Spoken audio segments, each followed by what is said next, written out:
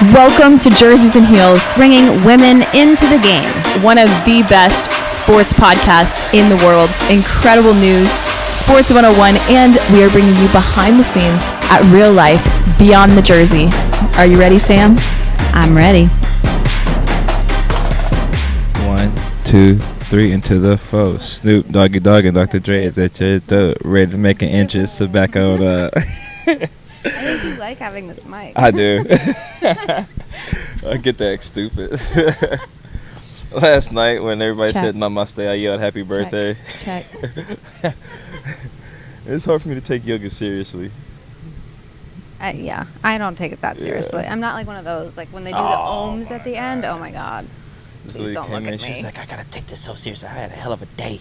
I was like, okay. Oh, we on? Hey guys. One time I fell asleep in a yoga class. It was the most embarrassing thing of my life. It was the first yoga class I've ever been to. And I walked in, everyone was like, oh my gosh, this is going to be so amazing. I'm like, I've never done yoga before. I was in high school. She had a candle and she's like, today we're going to start laying down.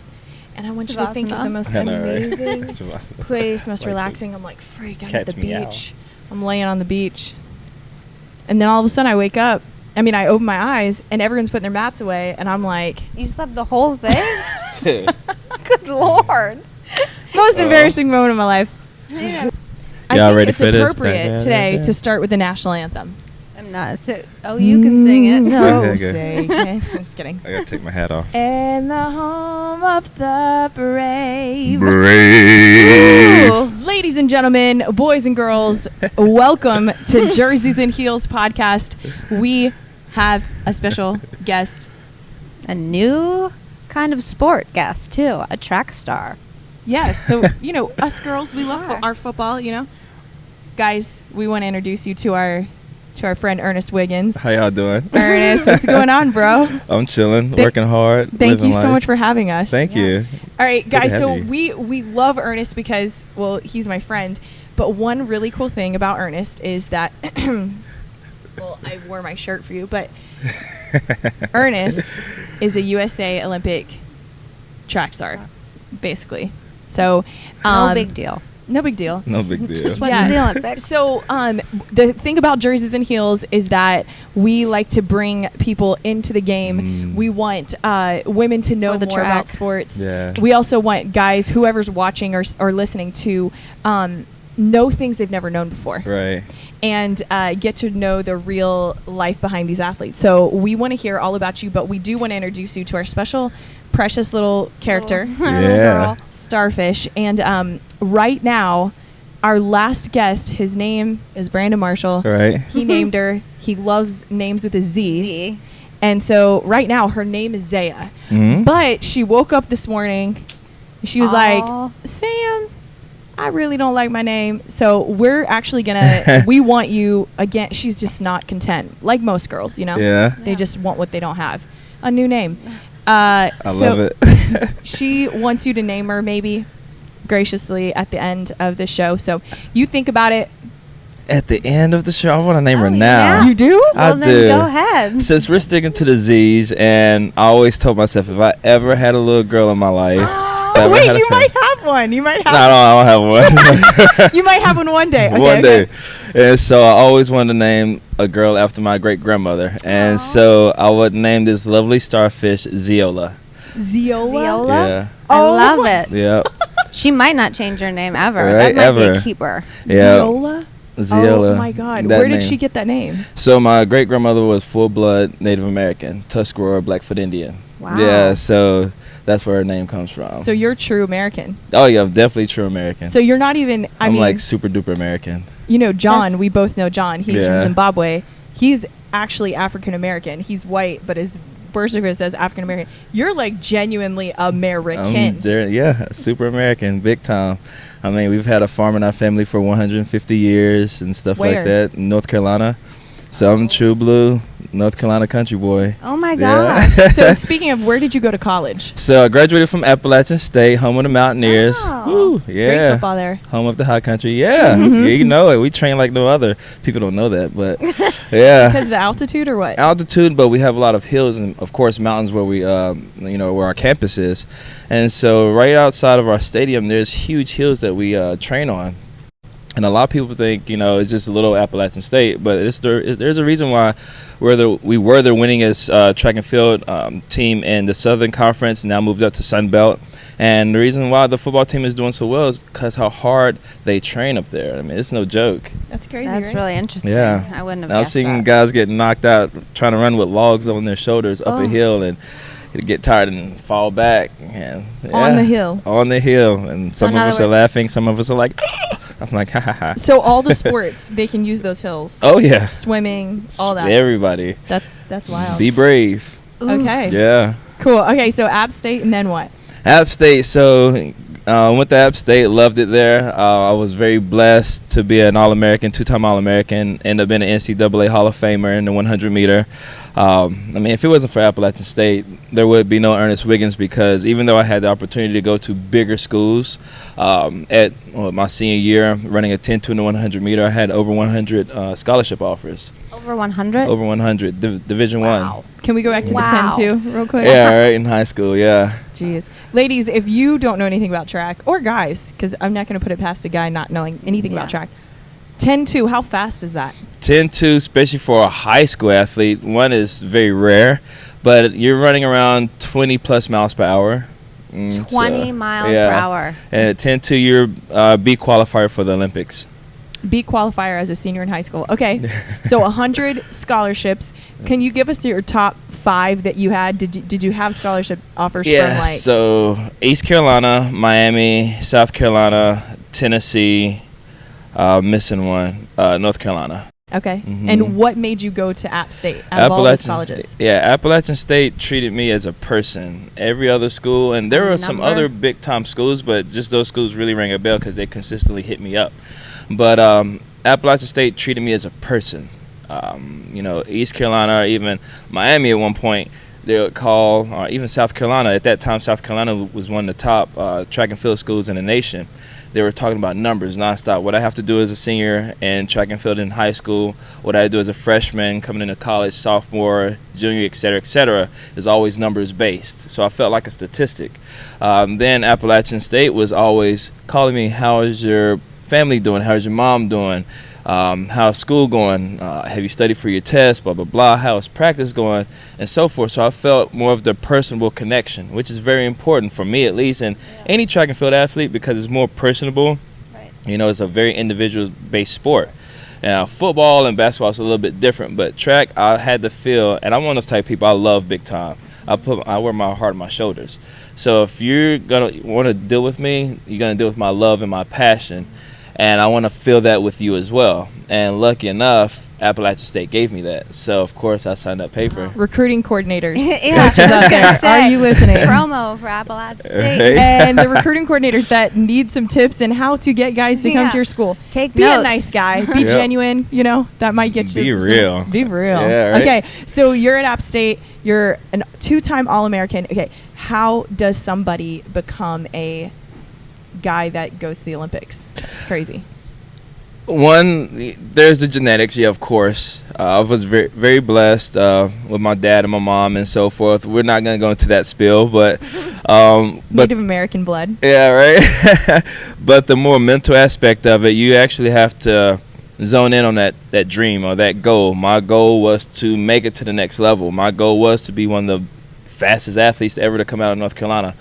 My dream was to be related to a Formula One car or a spaceship or a shooting star or a rocket ship. That was my dream. So That's so cool. You didn't use a person. You used like metaphors. yeah, I'm a instead. bit weird when it comes to that. Yeah, still to this day I don't think I'm human, but that's another conversation. 10-2. I don't think you are. All right. And so when you find that one goal, you have to let loose of all the other distractions. Like, for example, right now my job is to be the best sports entrepreneur in Central Florida.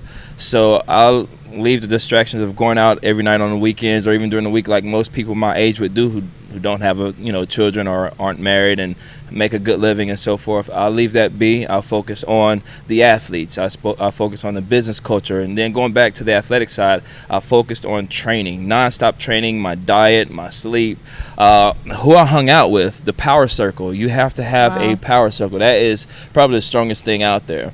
It's not the supplements you take, it's who you hang around with, Yeah. Power circle. Oh, yeah. Remember that, kids. Mm-hmm. And so there is times, especially, let's say, going from high school to college, there is times a lot of my friends were like, let's hang out, this, that, and another. I lost a lot of friends because all I wanted to do was train. It was time for me to take this seriously, so I had to train.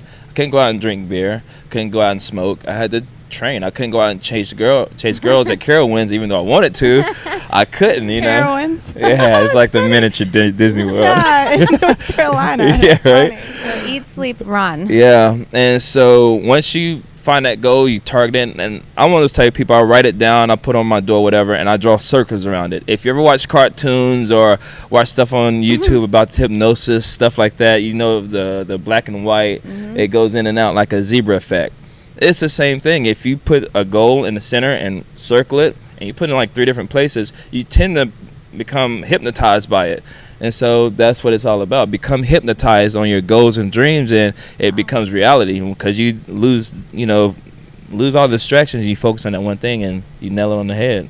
Wow, that is amazing. There's so much. I just learned a whole bunch. Yeah. Go home now. we want to hear, you became a part of the USA team. How did that happen? Can you just tell us really quick, and what you just told Sam and I beforehand, like how did that happen, and when you got there, how did it feel, and did you get chills and like? So yeah, being part of the USA team is bar none one of the most exciting things ever. You're part of USA track and field. It doesn't get any better than that. I mean, you can play for the NFL or NBA, this, that, and another, but you don't travel like that unless you're on the USA track team. And so what happened was, it was in 2004, Nationals happened. It was fun. I didn't do as well as I wanted to. Where was Nationals? Nationals was in Palo Alto, California that year, 2004, yeah. Yep, it was in Palo Alto. So every year Nationals in a different place, so I got to remember. Good memory. Yeah. And so I didn't get the phone call at first, and you always sign all these waivers just in case you get picked.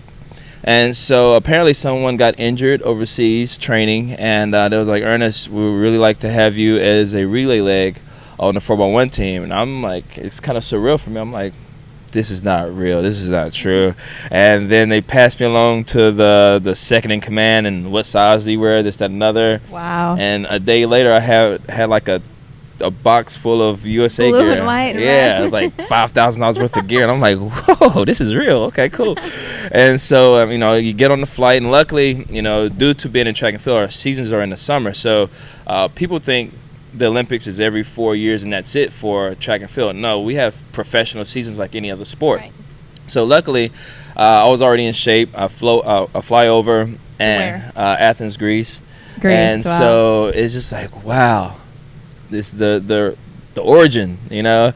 All right, let's rock and roll. That's amazing. And so the crazy thing about it, you have, I think, Ohio State is the biggest stadium in the nation as far as football. Yes. Yeah, like 110,000. 110,000. So, and Athens and World Championships 2007, Osaka, Japan, it was 112,000 people. So you have between 110, 115,000 people at this stadium watching you perform.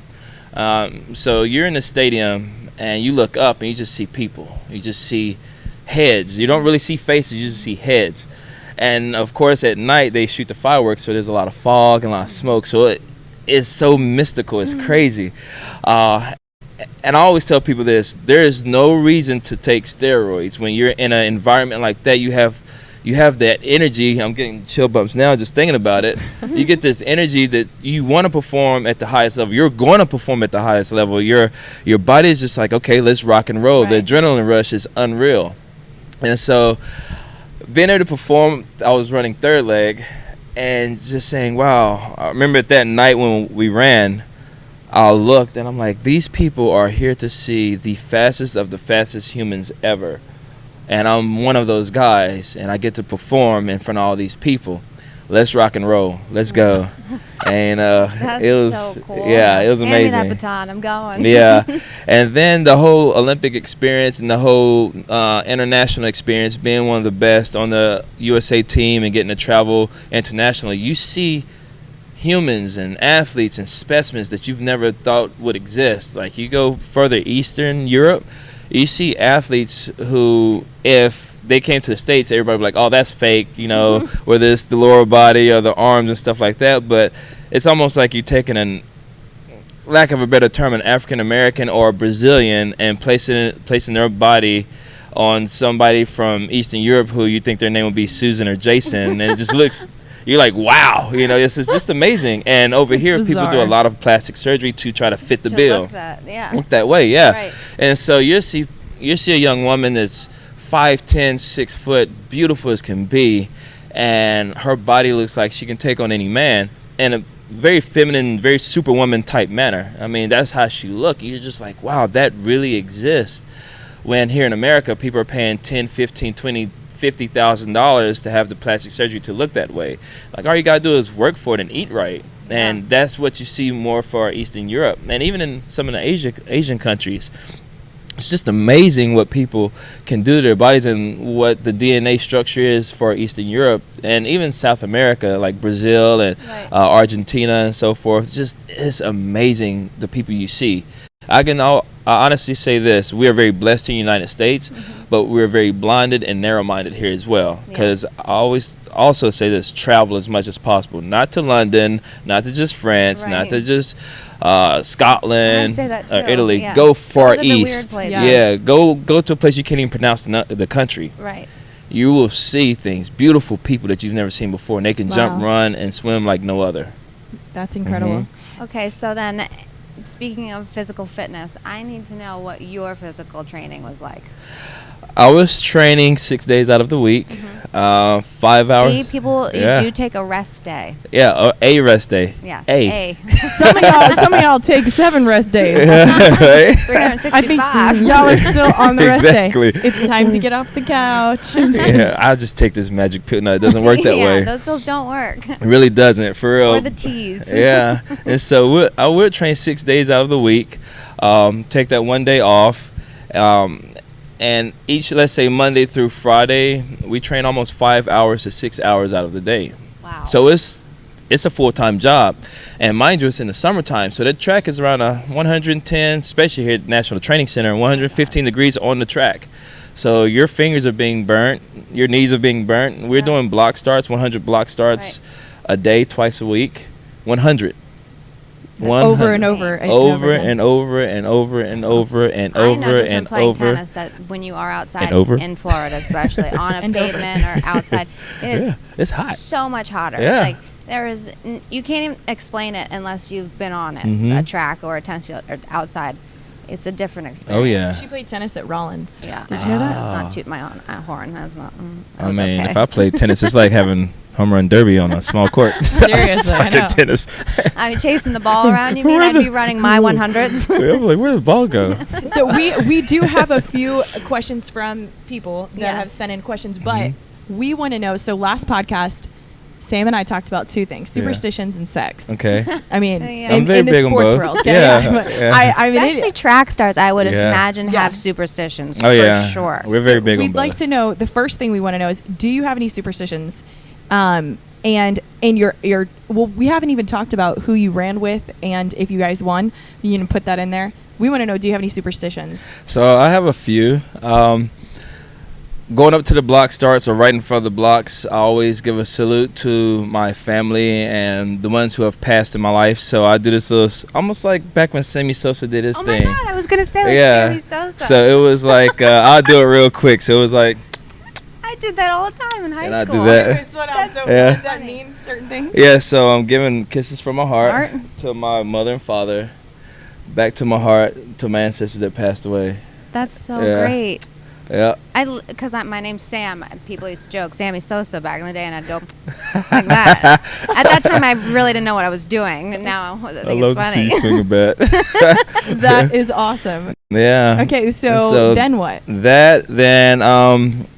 So my pre-meet ritual would be, I'll have nothing but fruit beforehand. Thing is, before track meets, I would get nervous. So of course, some people have to use the bathroom, whatever. And so I will only have something light. And I'm one of those type of people.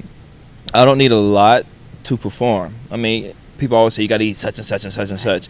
Carb loading. Yeah, carb loading. Being a sprinter, you want to eat. I would eat heavy the night before, or even 2 nights beforehand, because I didn't want to get nervous and then have to take too many restroom breaks and so forth. Right. That's just not cool. I mean, not fun. I did track for like 2 years when I was in 7th grade, and I can't tell you how nervous I got when you'd have to like get set, ready, and then the gun. I mean, no, I can't even imagine being in the Olympics and being like ready, set. My heart would probably burst out of my chest. Yeah. So I don't know how you handle those nerves. Well, again, going back to before when I told you I didn't feel like I was human. So when you hear thousands of people get super quiet, the average person would freak out. Right. And all eyes on you. If you think about most people, they don't like speaking in front of people. They don't like performing in front of people. They get nervous, you know. And so you literally have to. Also, you notice a lot of artists take drugs and stuff like that because they get nervous in front of people. So this is where you're in the world where all the eyes on you, cameras on you. You're in your lane. If you mess up, it's not 10 other people's fault. It's not 4 other people's fault. It's your fault. Right. So you gotta take your mind out of that average mindset out, and you just gotta say, okay, breathe, let's roll.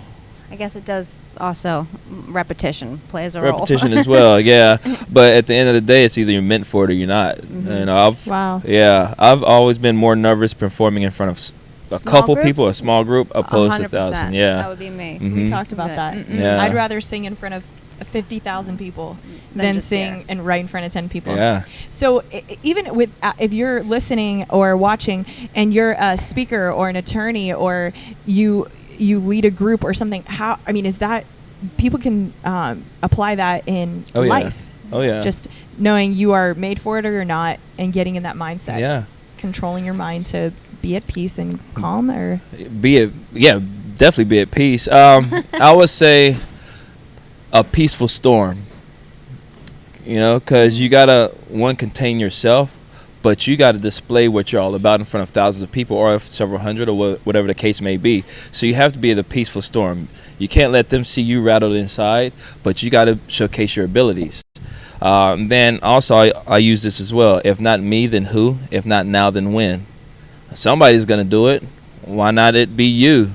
If you're wanting to be one of the greatest of something, you got to step out of the comfort zone. Anytime you're in the comfort zone, you never perform your best. When you're nervous or you're scared or you get outside that comfort zone, that's when you're amazed at the abilities that you didn't know you have. Wow. That's awesome. You're a very good speaker. Thank you. Guys, he's taking speaking engagements. Atlas Speed, Ernest Wiggins. True story. Did you? It is true. We want to know about the sex part. Yeah. Is it true? I've heard both answers.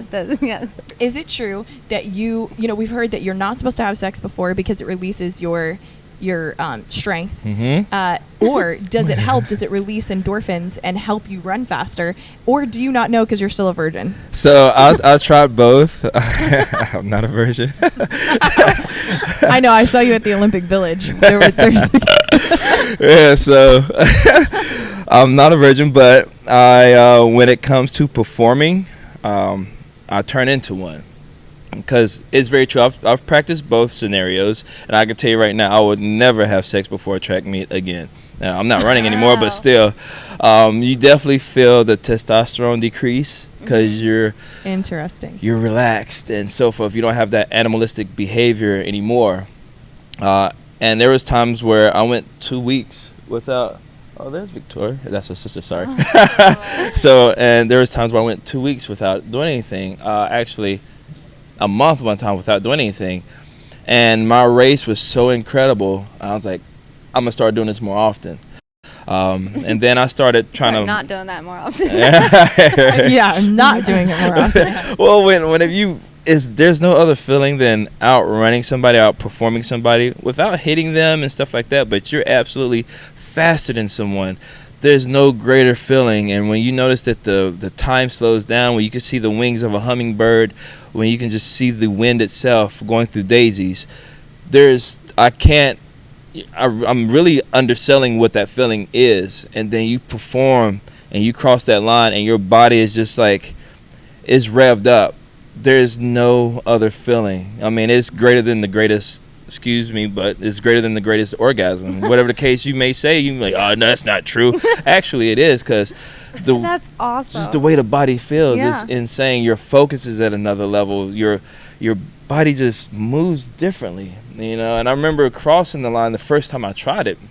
It's actually my senior year in college at regionals, and I'm going against Miami, the big time schools on the east side of the Mississippi. I'm going against all the big name schools, and it's just me, little Appalachian State. Right. So I went 2 weeks without having sex, and I remember I was my mood was very serene, if I can use that, and super calm, and all my friends are joking around. All my teammates are actually picking on me beforehand. Sure. It was like, oh, Ernest trying to be all serious. Well, you don't go out there and get beat, though. Don't go out there. And I'm like, man, it's all good. It's cool. And went out there, yeah. And so at the time, coaches knew and teams knew I'm gonna blast it on. If there was no false start, I'm going to get somebody. And I was never known for a great start. I was always known for running people down. Like Usain Bolt. Yeah. And so raced against him once, got fifth. It was cool, but that dude is something different. Humbled you a little bit. Yeah, big time. Oh, it humbles everybody. And so going out there and performing that way, I remember I was just like, man, I'm just super calm, but my body feels like it's ready to just tear up anything. Then I remember going to the starting blocks, and I was really kind of confused because I was like, man, usually I'm just amped up, but this time I'm just like really calm, but my body's just like, let's go. Yeah, ready. Let's go, yeah.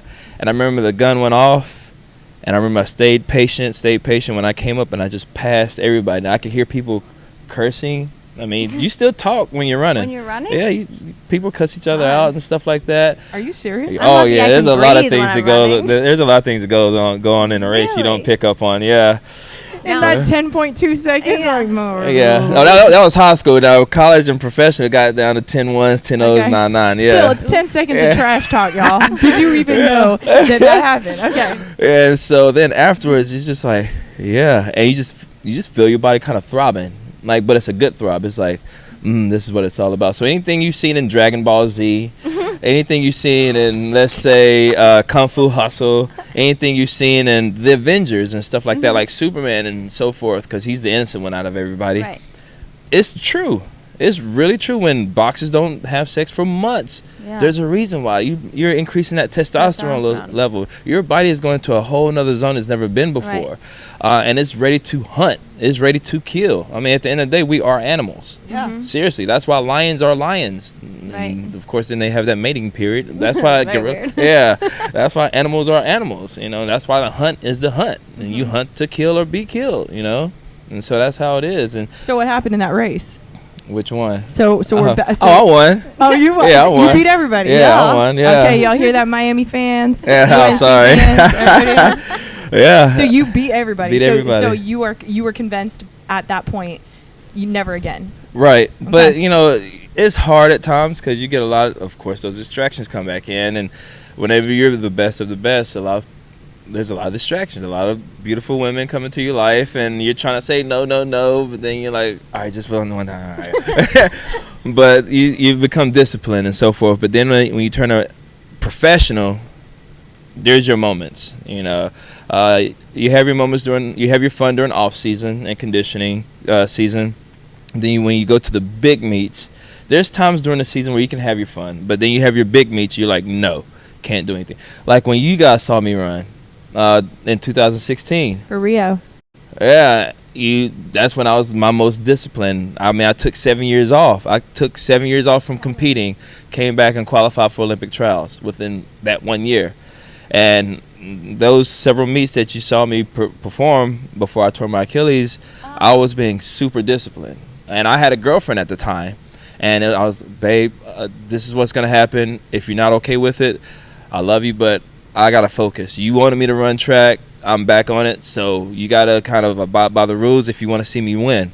And I ran the times that put me in the top 15 in the nation, at one point top 17 in the world, in that 1 year coming back. And it was all because it wasn't supplements, because I wasn't taking supplements. It was diet, rest, and being disciplined from sex. And so I ran fast as hell at that age coming back because I stuck to the structure. And how old were you? What was that, 2016? That was, 3 years ago? Yes. Oh, man. Two and a half. Let's not push I was it, guys. 30. I was 33. Dang, that's amazing. It was cool, You look incredible. I mean, y'all, I'm sorry to say this because I have a lot of black friends. They say black don't crack, but seriously, you look amazing. It's true.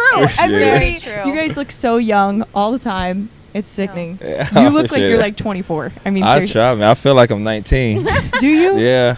Okay, and so you're done with running. You're not going to try to go to I have Tokyo. fun with my athletes. No, I'm gonna go out there and spectate. I'm gonna fly out there and chill, but go shopping. I love Japanese fashion. It's awesome. Yeah. And so, but as far as performing, nah, I do it for my athletes or anybody in Orlando, or if I've traveled for sports and stuff, if they want to test it, and they come check me out and see what's up.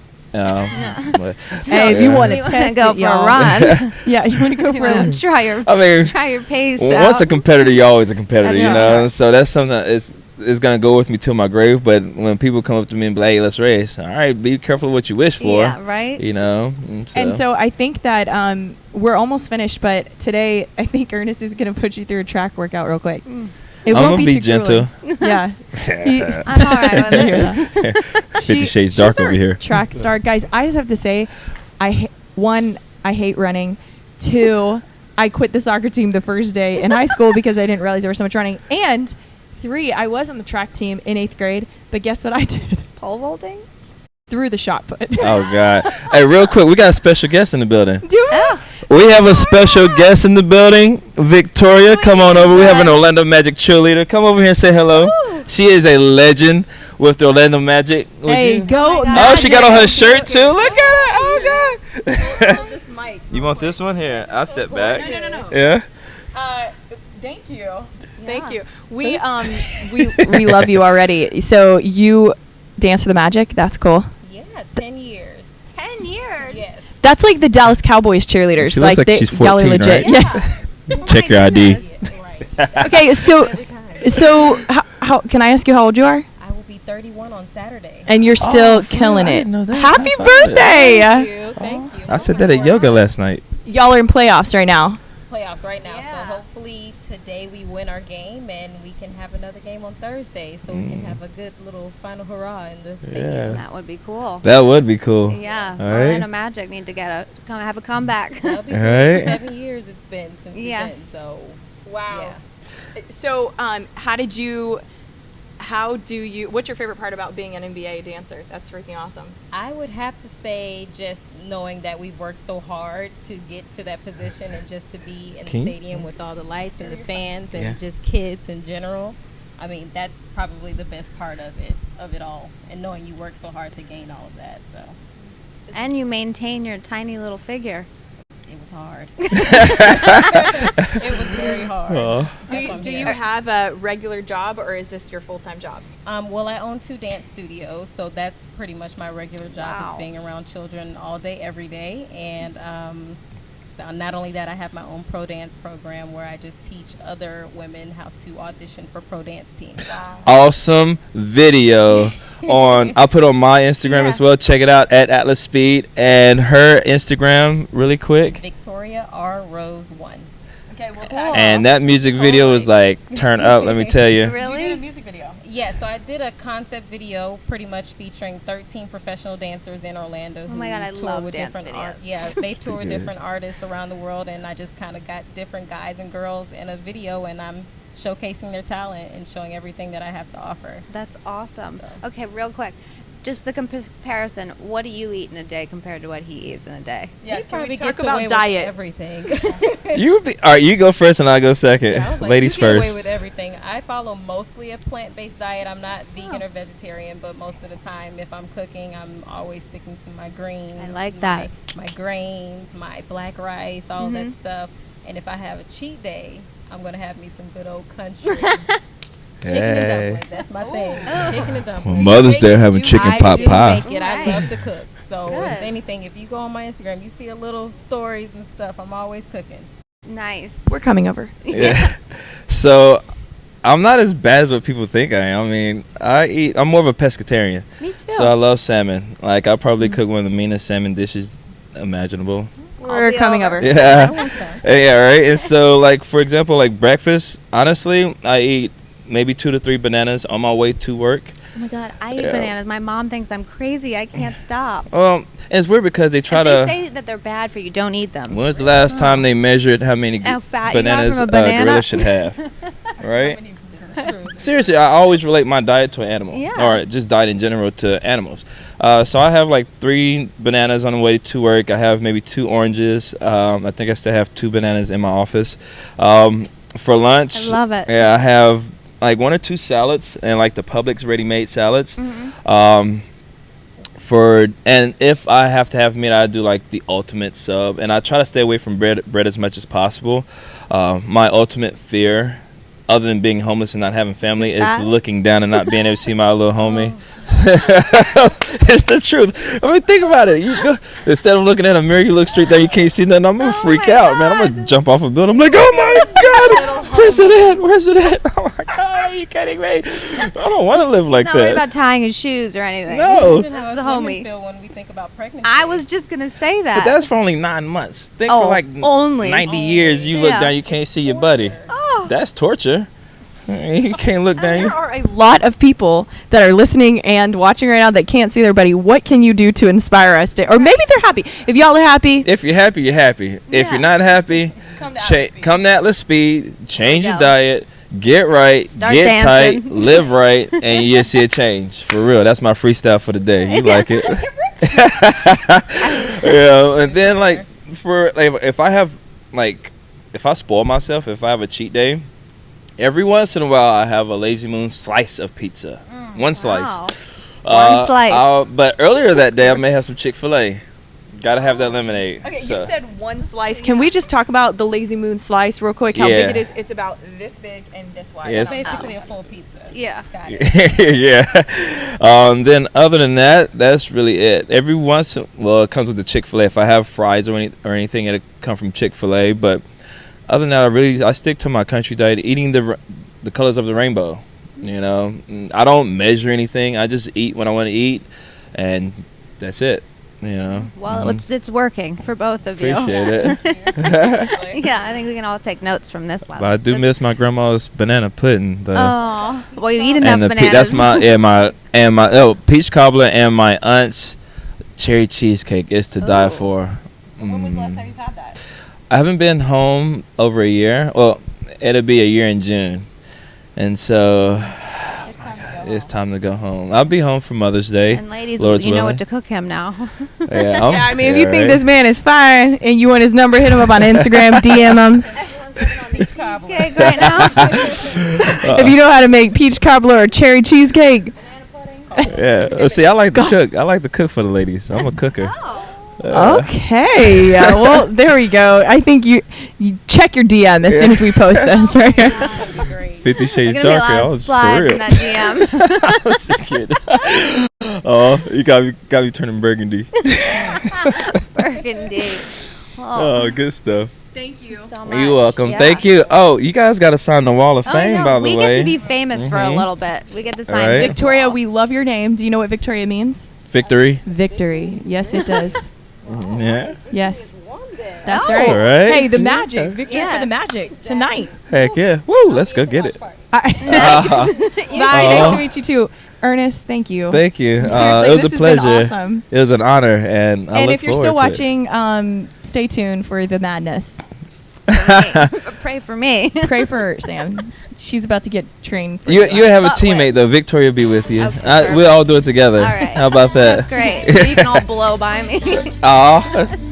Yeah, maybe. No, I'm just joking. Thank you, Ernest. Thank you. We appreciate you. Anytime. All right, thanks. Thanks for watching Jersey's and Heels. Bye, Peace. guys. Guys, again, thanks for listening to Jerseys and Heels. That will end our podcast for today, but be sure to tune in again and catch us behind the scenes. Jerseys and Heels, bringing women into the game because they are more than jerseys and we are more than heels. See you on the flip side.